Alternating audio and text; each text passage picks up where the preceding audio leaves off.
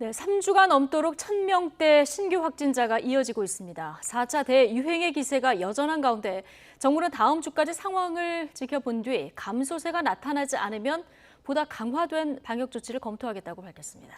네, 자세한 내용 전문가와 함께 짚어보겠습니다. 김정기 고려대 약학대학 교수 모셨습니다.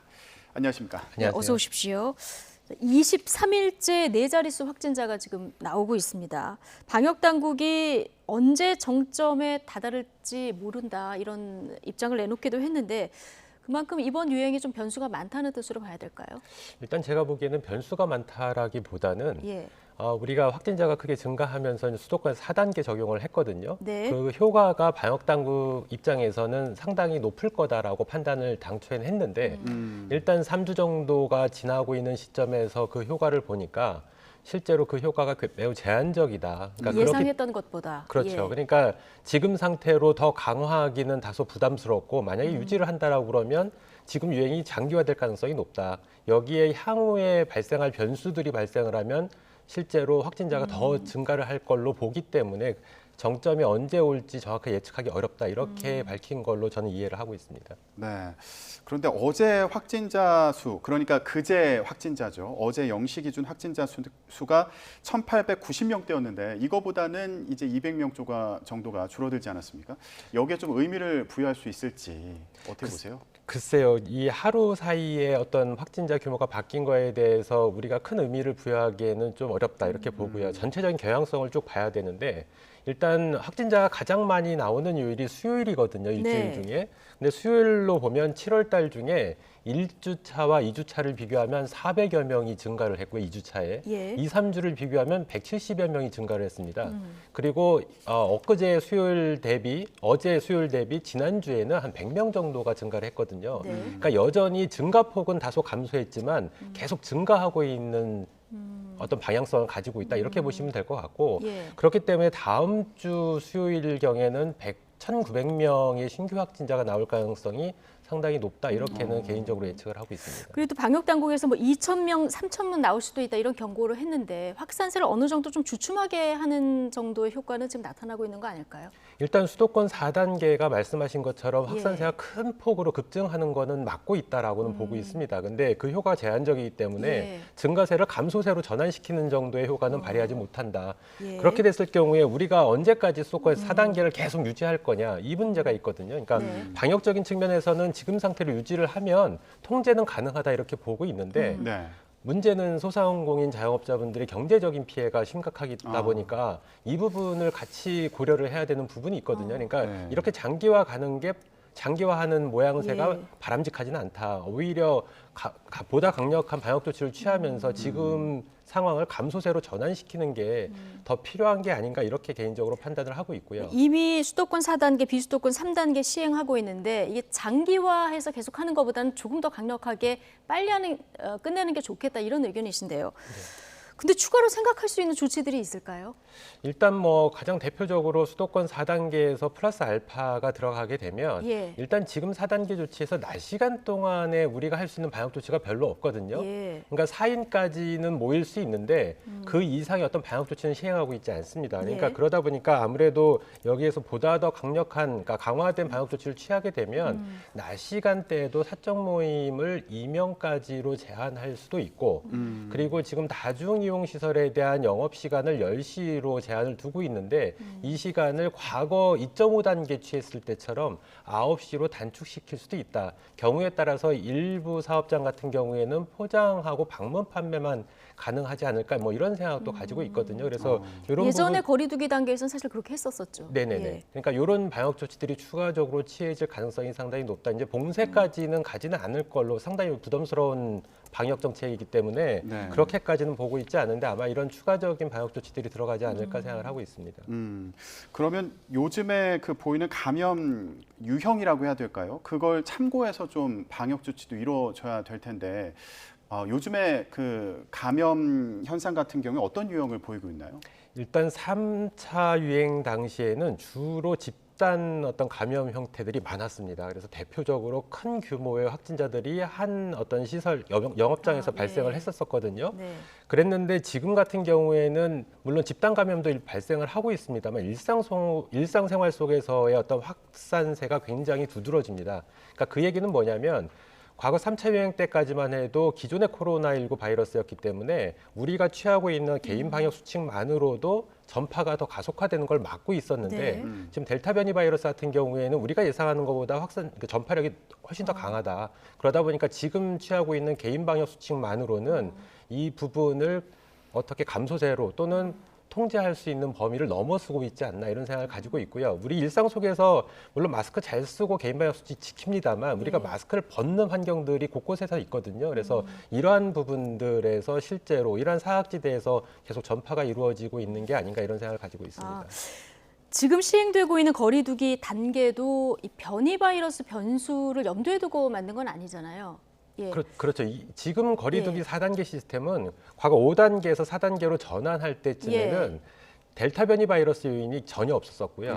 당시에는 우리가 이 새로운 사회적 거리두기를 시행할 쯤에는 백신 접종률이 상당히 진행됐을 거다라는 긍정적인 부분들을 많이 반영을 했거든요. 그러다 보니까 과거 5단계에 비해서는 4단계 시스템이 크게 방역 조치가 완화돼 있는 부분이 분명히 있다. 이렇게는 보고 있습니다. 네. 지금 수도권도 문제인데 이뿐만 아니라 이제 휴가철 되면서 피서지 문제도 심각하지 않습니까? 네네. 이 문제는 어떻게 해결을 해야 될까요?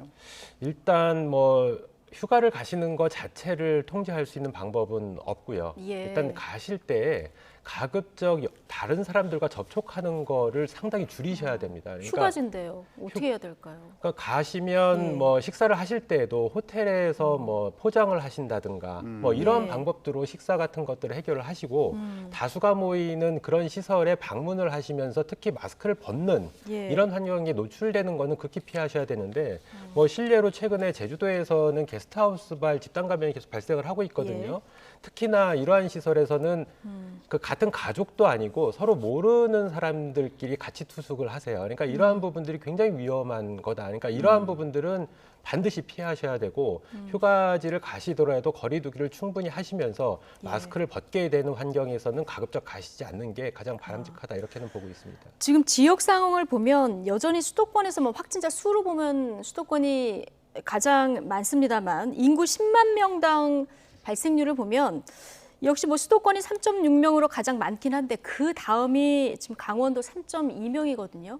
역시 이제 이거 휴가철 영향이 뭐 분명해 보이는 이런 수치를 이거 확인할 수 있는데 불가피하지만 가더라도 지금 교수님 말씀 들어보면은 마스크를 쓴다던가 다른 사람들하고 접촉을 최대한 줄일 계획을 가지고 휴가를 떠나야 된다 이런 말씀이신 거죠. 그렇죠. 이제 뭐 며칠 동안 휴가를 가시는 그 동선들이 있는데 물론 뭐 호텔 같은 데에서 방에 머무시게 되면 감염의 가능성은 극히 적습니다. 근데 그 이외에 식사를 하신다든가 뭔가를 뭐 음료를 마신다든가 아니면 어떤 시설을 가신다든가 이럴 때 특히나 마스크를 벗게 되는 환경들은 굉장히 위험합니다. 그래서 이런 부분은 반드시 피하시는 게 가장 바람직하다 이렇게는 보고 있습니다.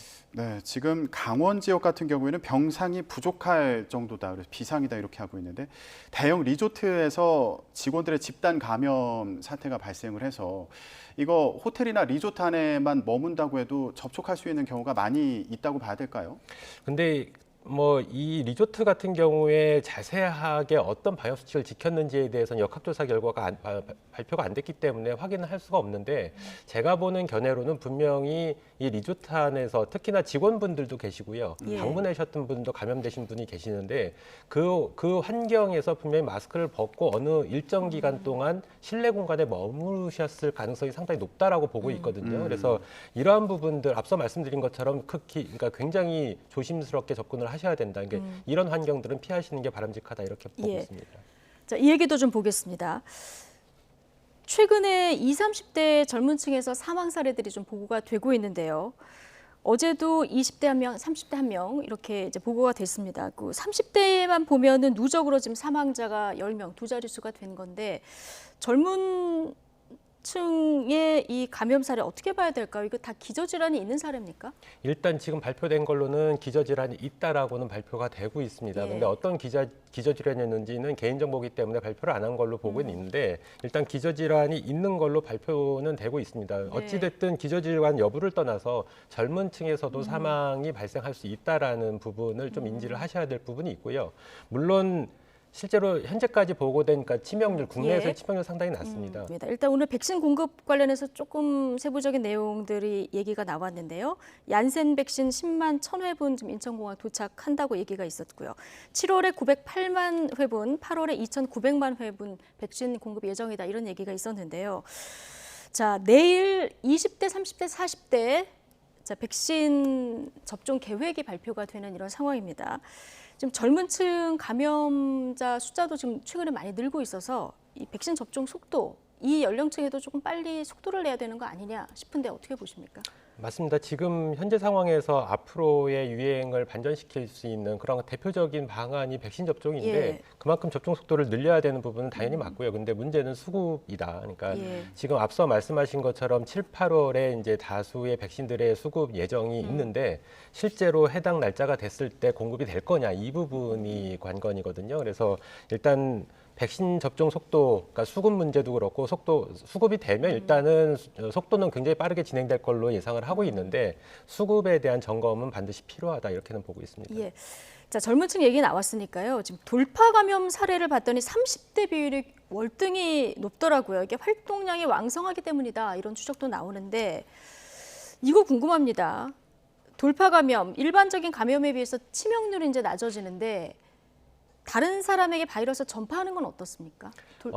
물론 돌파 감염이 치명률 위중증으로 발전하는 그 사례는 극히 드뭅니다. 근데 이 중에서도 중요한 부분은 말씀하신 것처럼 다른 사람한테 전파 가능성 충분히 있다라고 보고 있습니다. 물론 가능성은 미접종자 대비 크게 준다라는 연구 결과도 있습니다만 반대로 얘기하면 충분히 돌파 감염에 의해서 미접종자가 감염될 수가 있다 이렇게 보시면 될 것 같고 이걸 보통 우리가 트로이 목마 효과라고 얘기를 하거든요. 그러니까 백신 접종자는 앞서 말씀드린 것처럼 임상 증상이 그렇게 특이하게 나타나지 않으면서 감염이 있을 수가 있습니다.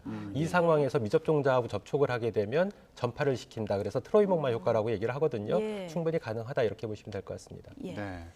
자, 오늘 방역당국 발표 내용을 보면 고교 재학생을 제외한 대입 수험생들 백신 사정 예약률이 81.4%다 이런 얘기가 있었는데 지금 청소년들 같은 경우에는 고3 학생들 그리고 대입 수험생들을 대상으로 접종을 하고 있는 거 아닙니까? 네네. 그런데 2학기 전면 등교와 관련해서 교육부에서는 일단은 그 기조에는 변함이 없다 이런 입장을 밝혔는데 이건 어떻게 봐야 될까요?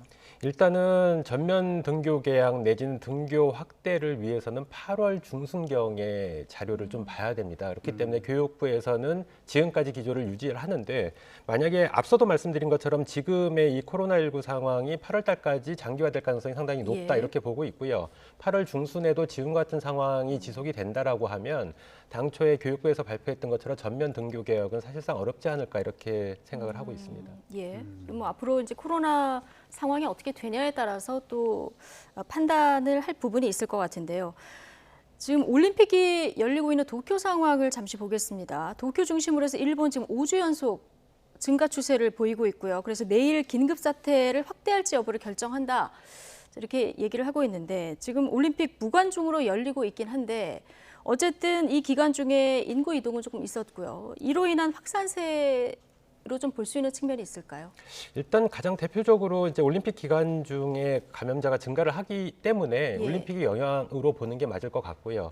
물론 무관중으로 진행이 되고 있어서 이 정도의 규모지 만약에 관중이 입장을 했다라고 그러면 굉장히 큰 폭의 확진자 규모를 보일 거다 이렇게 생각을 하고 있거든요.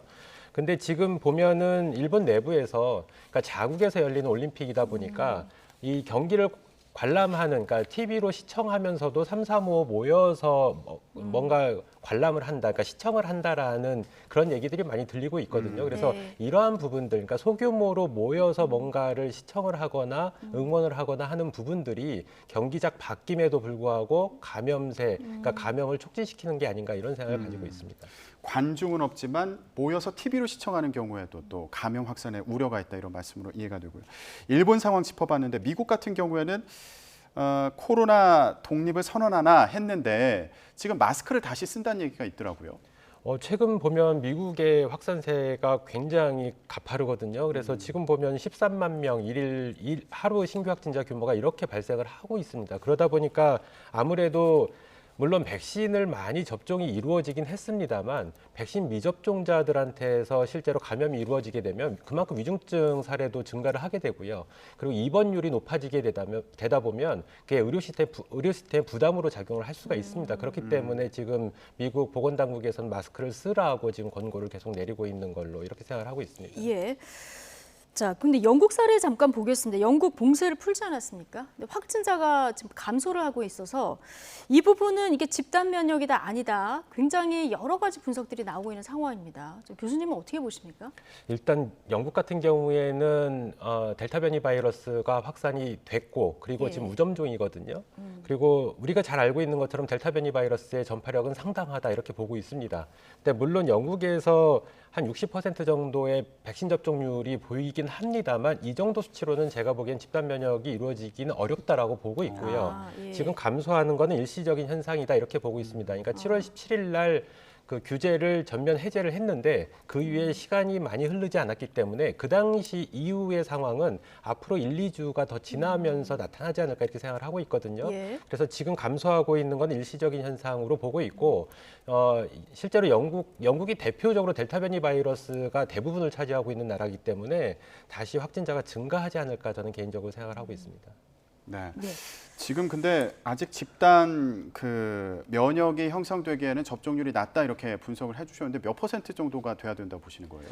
우리나라 사례도 좀 비율을 해본다면? 우리나라 같은 경우에도 보건당국에서 70%를 집단 면역 기준으로 보고 있거든요. 근데 영국이 그 수준까지 도달을 했습니다. 근데 제가 보기에는 지금 코로나19 같은 경우에 특히 델타 변이 바이러스 같은 경우에 전파력이 워낙 높다 보니까 특별한 사정 때문에 백신 접종이 안 이루어진 할 수 없는 사람을 빼놓고는 거의 100% 접종이 이루어져야지만 실제로 집단 면역 효과를 제대로 발휘할 수 있을 거다 이렇게 생각을 하고 있고요. 적어도 8, 90%대에는 도달을 해야 된다라고 생각을 하고 있고 우리나라 같은 경우에는 조심스럽게 접근해야 되는 부분이 실제로 영국이나 미국 같은 경우에는 지금 백신을 맞으려고 하면 맞을 수 있거든요. 그러니까 지금 이상의 접종률로 끌어올리기에는 어렵습니다. 이분들은 본인들이 안 맞는 분이에요. 근데 우리나라 같은 경우에는 실제로 지금 백신 접종을 안 맞는 분 때문에 접종률이 안 올라가고 있는 게 아니라 공급이 부족해서 기다리고 있는 상황이거든요. 그래서 만약에 70%까지 우리나라 집단 면역이 형성이 됐다라고 해서 방역 조치를 크게 완화를 하게 되면 나머지 30% 분들, 그러니까 백신 접종을 기다리고 계신 분들 중에서 굉장히 감염 사례가 많이 발생을 하게 되고 이분들은 어쩔 수 없이 그러니까 위험한 상황에 노출되는 분이거든요. 그래서 우리나라 같은 경우에는 제가 보기에는 특별한 사정 때문에 접종을 못 받는 분 빼놓고는 거의 100% 접종이 이루어져야 된다 이렇게 생각을 하고 있습니다. 영국의 사례 뭐 집단 면역 측면으로 본다 하더라도 우리나라는 지금 백신 공급이 제대로 되고 있지 않기 때문에 단순 비교할 수는 없는 것이다. 네네. 자, 여기까지 듣겠습니다. 김정기 고려대 약학대학 교수와 함께했습니다. 고맙습니다. 감사합니다.